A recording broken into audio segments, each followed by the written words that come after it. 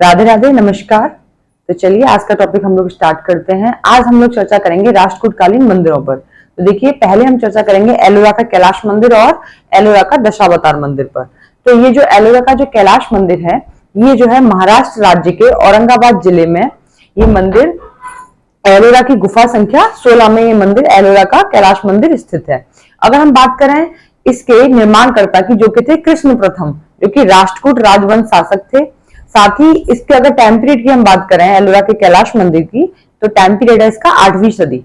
इसी में आप देखेंगे इस मंदिर की कुछ विशेषताएं हैं, जैसे कि ये जो मंदिर है 95 फीट ये मंदिर ऊंचा है, जो कि 4 मंजिला ये बना हुआ है। और इसके क्षेत्रफल की अगर हम बात करें तो इसका जो क्षेत्रफल है वो 250 बाई 150 फीट इसका क्षेत्रफल है। अगर हम देखें इस मंदिर को, कैलाशनाथ मंदिर को, जो कैलाश मंदिर है एलोरा का, दक्षिण कला की दृष्टि से पूरे भारत में ये बना सर्वश्रेष्ठ मंदिर है।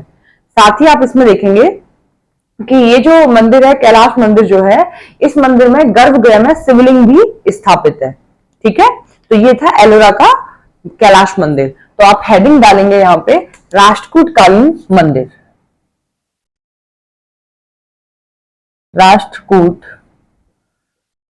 कालीन मंदिर। ठीक है,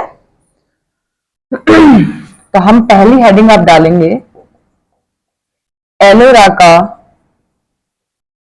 कैलाश मंदिर। तो देखिए, ये जो एलोरा का जो कैलाश मंदिर है स्थित कहां पर है? महाराष्ट्र के और महाराष्ट्र राज्य के औरंगाबाद जिले में ये मंदिर एलोरा की गुफा संख्या 16 में ये बना हुआ है। तो अब देखिए,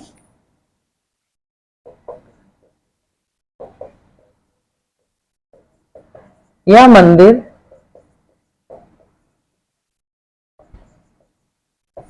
महाराष्ट्र राज्य के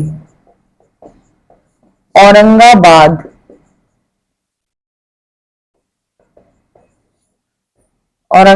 जिले में एलोरा की गुफा संख्या किसमें है? 16 में है। ठीक है, अब आप देखेंगे एलोरा के जो निर्माण करता है। एलोरा के कैलाश मंदिर के निर्माण करता है कृष्ण प्रथम। कृष्ण प्रथम जो कि क्या है? राष्ट्रकूट राजवंश शासक है। राष्ट्रकूट राजवंश शासक हैं। साथ ही आप इसमें देखेंगे कि इस मंदिर में इसके निर्माणकर्ता तो हो गए कृष्ण प्रथम, और इसका जो टाइम पीरियड है वो भी देखेंगे। इसके निर्माण का जो समय था वो है 8वीं सदी। इसका क्या है निर्माण का समय? 8वीं सदी इसका टाइम पीरियड है। और ये मंदिर कहां पर है? ये मंदिर महाराष्ट्र राज्य के औरंगाबाद जिले में ये मंदिर स्थित है। साथ ही इसमें ये जो मंदिर है ये एलोरा की गुफा संख्या 16 में है। इसके कृष्ण प्रथम इसके निर्माण करता है, और आप देखेंगे इसका टाइम पीरियड 8वीं सदी है। अब आप इसकी जो है इसकी जो विशेषता है उनको आप नोट करेंगे। तो देखिए, विशेषता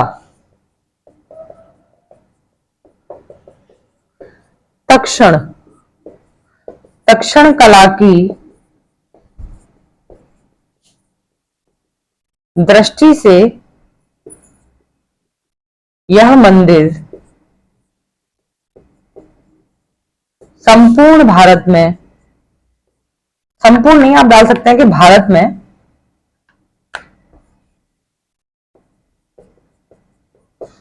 में बना सर्वश्रेष्ठ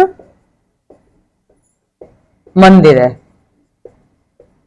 ठीक है, क्या है ये? सर्वश्रेष्ठ मंदिर है।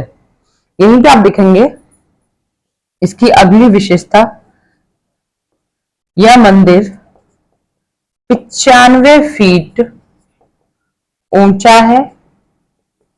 ठीक है, और 4 मंजिला ये मंदिर बना है।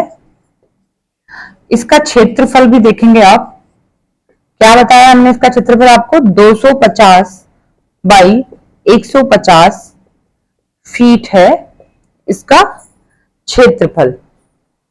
अब आप देखेंगे इसी मंदिर के गर्भगृह में जो है शिवलिंग भी स्थापित है। कैलाश जो मंदिर है एलोरा का, इसके गर्भगृह में क्या है, इसके गर्भगृह में शिवलिंग भी स्थापित है। तो एक और विशेषता जो है इसे भी आप नोट करेंगे कि इस मंदिर के गर्भगृह में शिवलिंग स्थापित है। तो ये हो गया एलोरा के कैलाश मंदिर के बारे में कुछ महत्वपूर्ण बिंदु हैं। तो इनको आप देखिए।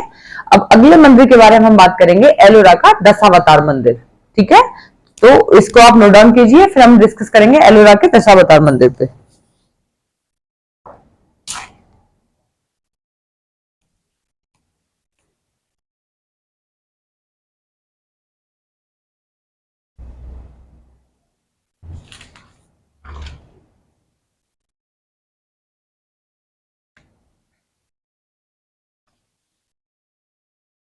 चलिए अगली हेडिंग डालेंगे एलोरा का दशावतार मंदिर।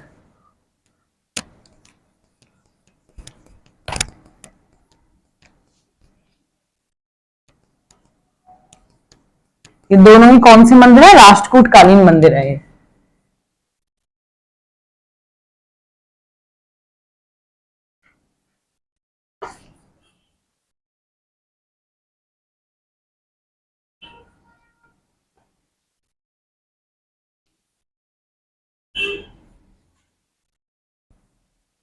चलिए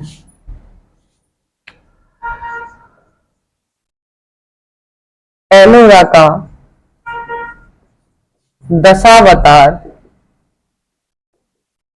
मंदिर देखिए, इसके निर्माणकर्ता देखेंगे आप, इसके निर्माणकर्ता है दंत दुर्ग, जो कि राष्ट्रकूट राजवंश के शासक हैं। तो आप डालेंगे इसके निर्माणकर्ता कौन है, दंती दुर्ग।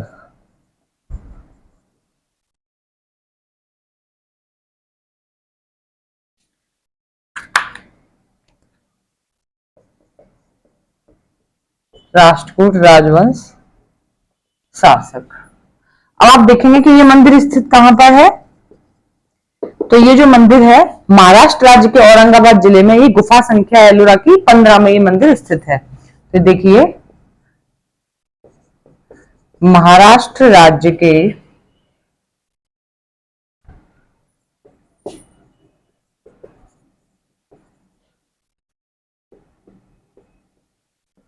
महाराष्ट्र राज्य के औरंगाबाद जिले में एलोरा की गुफा संख्या 15 में ये मंदिर है। कहां पर है, गुफा संख्या 15 में है ये मंदिर। अब आप देखेंगे इसका समय, इसके निर्माण का जो समय रहा है, टाइम पीरियड, वो इसका भी समय है 8वीं सदी। एलोरा के कैलाश मंदिर का भी समय 8वीं सदी है और इसका भी 8वीं सदी ही इसका टाइम पीरियड है। तो ये दो मंदिर हैं जो कि राष्ट्रकूट कालीन मंदिर, दो फेमस मंदिर हैं, एलोरा का कैलाश मंदिर और एलोरा का दशावतार मंदिर। तो ये दो मंदिर हो गए राष्ट्रकूट कालीन मंदिर। अगली हम अब जो चर्चा करेंगे, अगले मंदिर होंगे इसमें, अगले मंदिर है चोल साम्राज्य के मंदिर। ठीक है, चोल मंदिर, तो उन पर हम डिस्कस करेंगे। ठीक है, वृहदेश्वर या फिर राजराजेश्वर मंदिर, गंगचोट मंदिर, इन मंदिरों पर हम लोग डिस्कस करेंगे। तो आप पहले से नोट डाउन कीजिए और हेडिंग डालिए चोल साम्राज्य।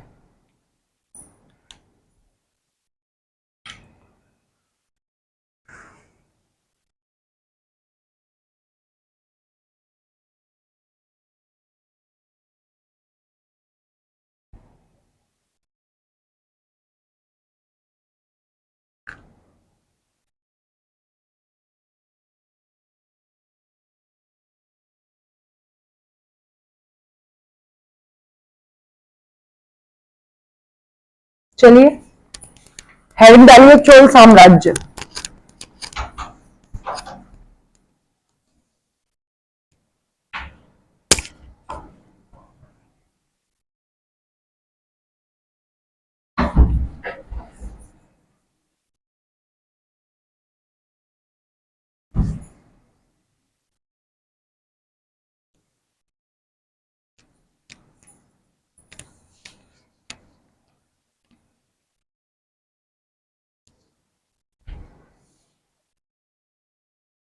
चोल साम्राज्य। ठीक है, चोल साम्राज्य। इसमें आप देखेंगे चोल साम्राज्य में चोल मंदिरों के बारे में कि ये चोल जो साम्राज्य है कृष्णा तुंगभद्रा से लेकर कन्याकुमारी तक ये मंदिर विस्तृत था। इसी में आप देखेंगे कि इनके शासनकाल में जो है मंदिर स्थापत्य कला का खूब विकास हुआ था। साथ ही यहाँ पे एक कला विद्वान है फर्ग्यूसन, जिन्होंने चोल मंदिरों के बारे में या चोल मंदिरों के संबंध में लिखा है उन्होंने कि जो चोल जो शासक थे वो क्या करते, चोल कलाकारों ने क्या किया, दैत्यों के समान कल्पना की और जौहरियों के समान उन्होंने क्या किया, उसे पूरा किया। चोल कला को कैसे किया, दैत्यों के समान उसकी कल्पना की थी और जौहरियों के समान उन्होंने उसको पूरा किया। ये किसने बोला है, कला विद्वान ये फर्ग्यूसन ने ये चोल मंदिरों के बारे में लिखा है। तो आप यहां हेडिंग डालेंगे चोल मंदिर, चोल मंदिर। तो इसमें आप देखेंगे कि चोल साम्राज्य, चोल साम्राज्य कृष्णा तुंगभद्रा, कृष्णा तुंगभद्रा से लेकर कन्याकुमारी, कन्याकुमारी तक क्या था, विस्तृत था। कन्याकुमारी तक ये विस्तृत था। इनके शासनकाल में चोल मंदिर स्थापत्य कला का खूब विकास हुआ। इसी में देखेंगे इनके शासनकाल में चोल मंदिर स्थापत्य कला का खूब विकास हुआ। आगे अब डालेंगे कलाविद, कलाविद मतलब कला विद्वान फर्ग्यूसन, फर्ग्यूसन ने चोल मंदिर के, चोल मंदिर के संबंध में लिखा है। क्या लिखा है इन्होंने, कला विद्वान फर्ग्यूसन ने चोल मंदिर के संबंध में लिखा है कि ये जो कलाकार होते थे, चोल कलाकारों ने दैत्यों के समान कल्पना की। क्या लिखेंगे कि चोल कलाकारों ने दैत्यों के समान कल्पना की और उसे जौहरियों के समान पूरा किया। ये किसने लिखा है, ये बोला है कलाविद फर्ग्यूसन ने। कलाविद मतलब कला विद्वान फर्ग्यूसन ने ऐसा बोला है कि चोल मंदिर के कलाकारों ने क्या किया, चोल मंदिर कलाकारों ने जो कला थी उसको, उसके बारे में मतलब कि कलाकारों ने दैत्यों के समान कल्पना की और उसे जौहरियों के समान पूरा किया। तो ठीक है, ये हमने आपको बताया चोल मंदिर के बारे में। अब इसमें चोल मंदिर में जो मंदिर थे उनके बारे में आप देखेंगे, तंजौर का बृहदेश्वर मंदिर या राजराजेश्वर मंदिर। तो आप हेडिंग डाल के रखेंगे तंजौर का बृहदेश्वर या राजराजेश्वर मंदिर।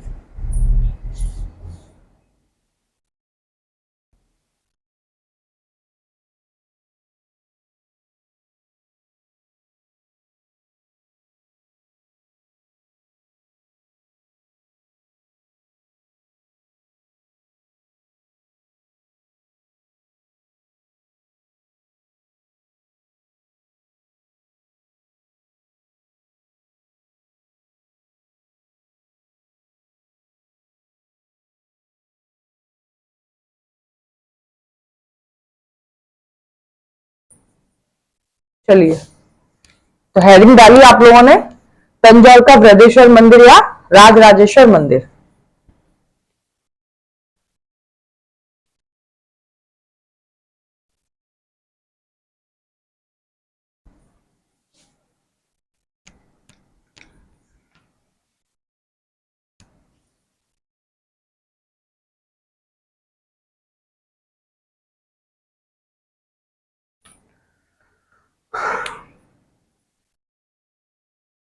तंजौर का बृहदेश्वर मंदिर या राजराजेश्वर मंदिर। तो देखेंगे इसके निर्माणकर्ता कौन है इसके तंजौर के बृहदेश्वर मंदिर के? राजराज प्रथम इसके निर्माणकर्ता हैं। राजराज, ठीक है, राजराज प्रथम इसके कौन है? निर्माणकर्ता है। इसका आप समय भी लिखेंगे, टाइम पीरियड 1000 ईस्वी इसका टाइम पीरियड है। इसी में आप देखेंगे कि ये मंदिर स्थित कहां पर है। ये जो मंदिर है ये तमिलनाडु राज्य के तंजौर, तमिलनाडु राज्य के तिरुचिरापल्ली, तमिलनाडु राज्य के तिरुचिरापल्ली के तंजौर में ये मंदिर क्या है? ये मंदिर स्थित है। कहां पर स्थित है तंजौर का बृहदेश्वर मंदिर? तमिलनाडु राज्य के तिरुचिरापल्ली में, ये तंजौर में ये मंदिर स्थित है। इसकी विशेषता आप देखेंगे कि इसकी विशेषता है यह मंदिर द्रविड़ शैली की दृष्टि से, यह जो मंदिर है बहुत ही भव्य और बहुत अलंकृत मंदिर था द्रविड़ शैली की दृष्टि से।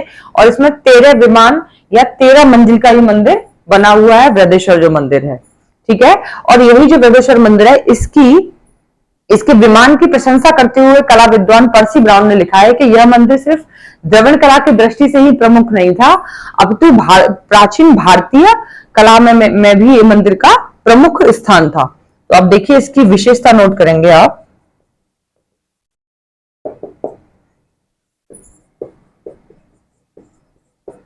यह मंदिर द्रविड़ कला की दृष्टि से भव्य और सुंदर था, ठीक है। इसी में आप देखेंगे कि इस मंदिर में 13 विमान मतलब कि मंजिल, 13 मंजिल बने हैं, ठीक है। और इसी मंदिर की प्रशंसा करते हुए, ये जो मंदिर है इसके विमानों की प्रशंसा करते हुए पर्सी ब्राउन ने क्या लिखा है कि तंजौर मंदिर का विमान द्रविड़ स्थापत्य कला का ही नहीं अपितु संपूर्ण प्राचीन भारतीय स्थापत्य कला में इसका महत्वपूर्ण स्थान है। तो आप इसे भी नोट करेंगे।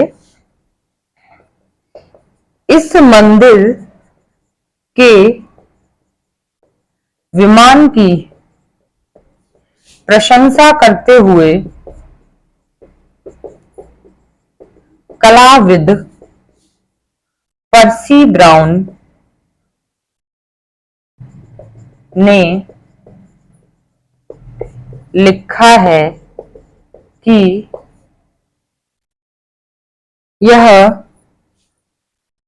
विमान मंदिर सिर्फ द्रविड़ स्थापत्य कला में ही नहीं अपितु प्राचीन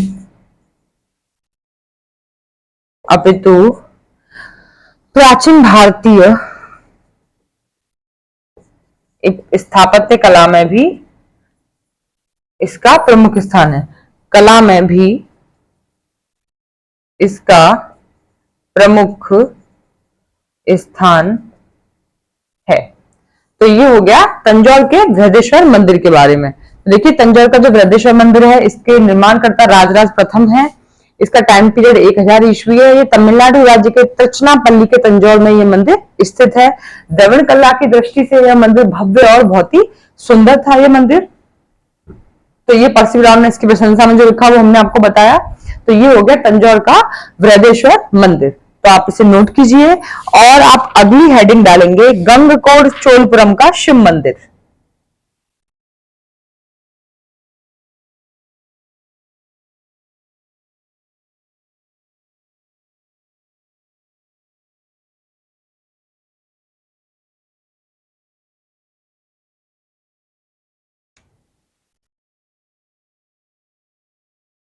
चलिए हेडिंग डालिए, गंगकोड चोलपुरम का शिव मंदिर।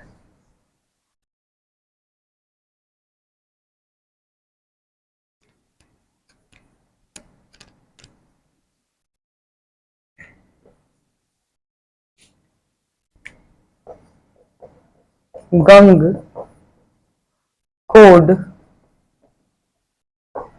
चोलपुरम का शिव मंदिर। देखिए इस मंदिर के आप निर्माणकर्ता देखेंगे, निर्माण करता है इस मंदिर के राजेंद्र प्रथम।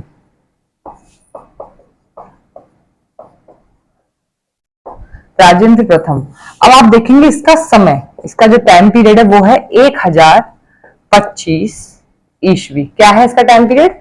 1025 ईस्वी इसका टाइम पीरियड। और ये जो मंदिर है, ये भी मंदिर जो है, ये मंदिर तमिलनाडु राज्य के तिरुचनापल्ली के तंजौर में ये मंदिर भी स्थित है।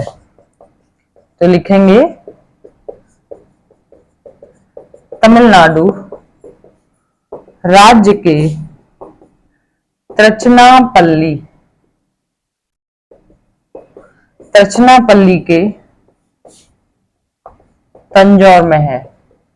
ये मंदिर कहां पर स्थित है? तमिलनाडु राज्य के तिरुचनापल्ली के ये मंदिर, तंजौर में ये मंदिर स्थित है।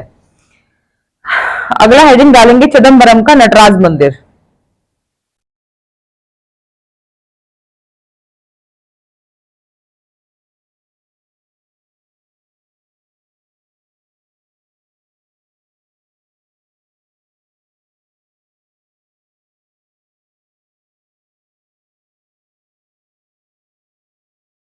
चलिए अगली हेडिंग डालेंगे, चिदम्बरम का नटराज मंदिर।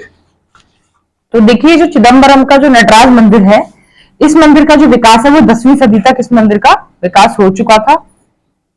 ठीक है, 10वीं सदी तक जो इसका निर्माण था वो 10वीं सदी में इसका निर्माण हो गया था। और इसका जो निर्माण कराया था बाद में चोल शासक परांतक प्रथम ने इसे सोने से अलंकृत करवाया।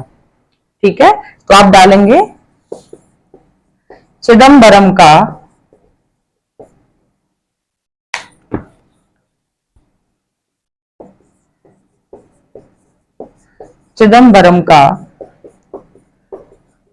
नटराज मंदिर। देखिए इसमें नोट करेंगे आप कि इस मंदिर का 10वीं सदी तक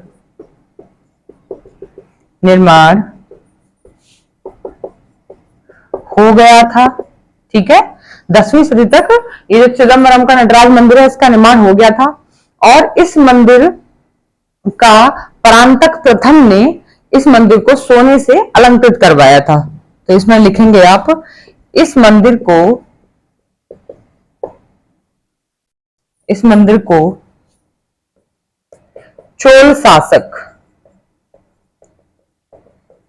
शासक परांतक प्रथम ने सोने से अलंकृत करवाया था। तो यहां से क्वेश्चन बन जाता है कि चिदम्बरम के नटराज मंदिर को सोने से अलंकृत किस चोल शासक ने करवाया था? तो परांतक प्रथम ने कराया था। ये बहुत इंपॉर्टेंट है। ठीक है, तो ये हो गए आपके चोल साम्राज्य में चोल जो मंदिर थे उनके बारे में हमने आपको बताया। राष्ट्रकूटकालीन मंदिरों के बारे में बताया आज की क्लास में हमने आपको, और हमने डिस्कस किया आज की क्लास में, आज किया था चोल मंदिरों के बारे में। तो चलिए आज के लिए इजाजत दीजिए। हमारे चैनल को ज्यादा से ज्यादा लाइक कीजिए, शेयर कीजिए, ज्यादा से ज्यादा सपोर्ट कीजिए प्लीज। आज कल फिर मिलते हैं हम आपसे। राधे राधे, नमस्कार, जय हिंद।